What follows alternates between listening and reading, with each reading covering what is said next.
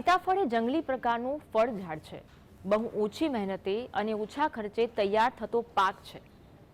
ગુજરાતમાં દેશી સીતાફળની ખેતી ભાવનગર અને ધોળકા વિસ્તારમાં સવિશેષ જોવા મળે છે.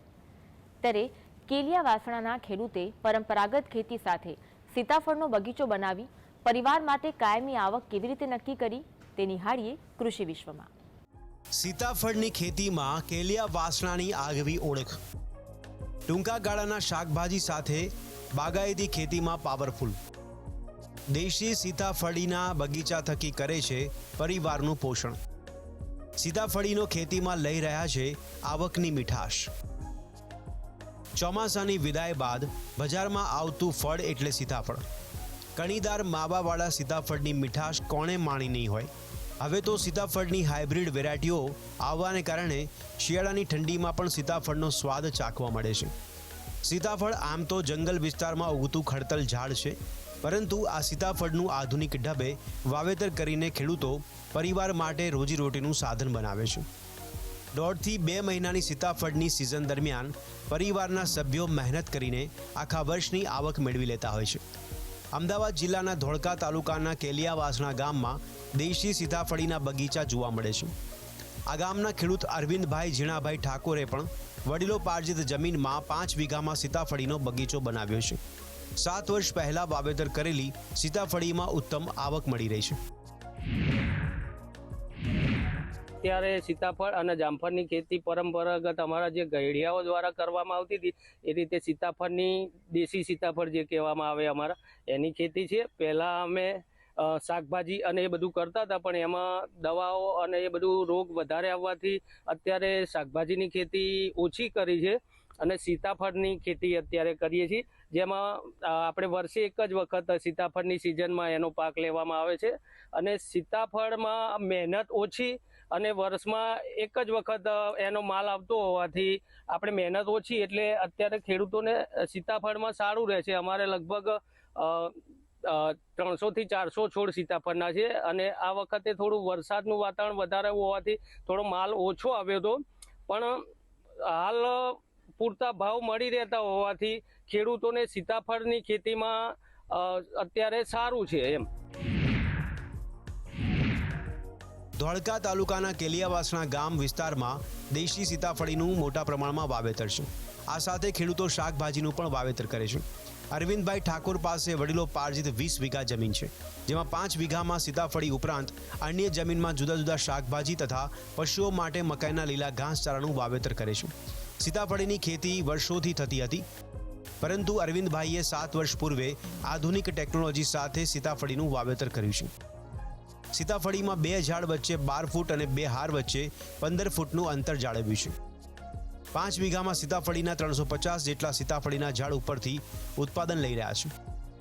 સીતાફળીના રોપા અગાઉના સંશોધિત ઝાડમાંથી જાતે જ તૈયાર કર્યા હતા. સીતાફળીમાં વાવેતર પછી 15 થી 20 વર્ષ સુધી સારું ઉત્પાદન મળે છે.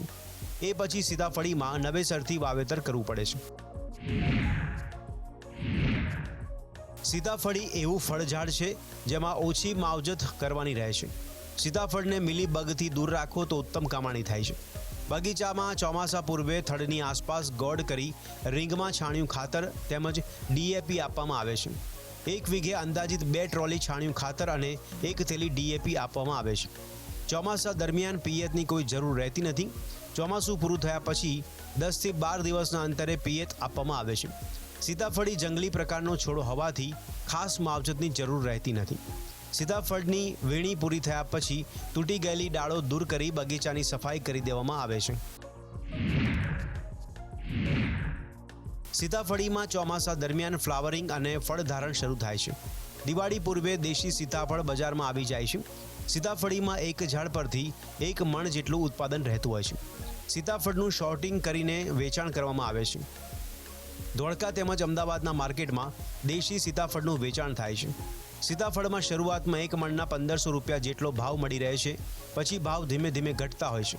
સીતાફળના એવરેજ 700 થી 800 રૂપિયા ભાવ મળી રહે છે. સીતાફળીમાં 1 વીઘામાં 10 થી 12 હજાર રૂપિયા જેટલો ખર્ચ આવે છે. સીતાફળીમાં 50 થી 60 હજાર રૂપિયાની આવક મળી રહે છે.